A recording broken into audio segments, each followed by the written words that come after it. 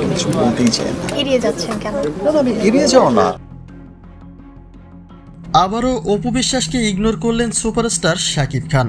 অপুর জন্মদিনে কেক কাটতে আসেনি শাকিব, এমনকি মৌখিকভাবে জন্মদিনের শুভেচ্ছা পর্যন্ত জানানো হয়নি তার পক্ষ থেকে।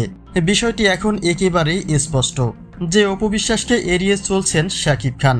কিন্তু শাকিব তো সন্তানদের জন্য সবকিছু করতে পারেন, তাহলে অপু বিশ্বাসকে এভাবে ইগনোর করার কারণ কি? তবে কি আব্রাহাম খান জয়ের থেকেও দূরত্ব বাড়িয়ে নিচ্ছেন শাকিব? এ বিষয়ে শাকিবের ব্যক্তিগত মতামত আসলে কি?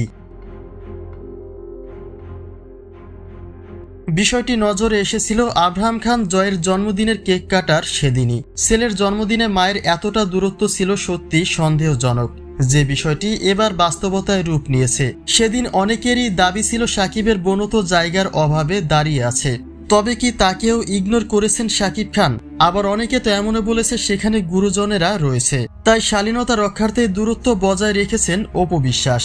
সুতরাং তাদের দাবি ছিল শাকিব অপুর মাঝের এই দূরত্বটা শুধুই পরিবারের উদ্দেশ্যে, তাদের মধ্যে ঠিকই ব্যক্তিগত সম্পর্কও রয়েছে।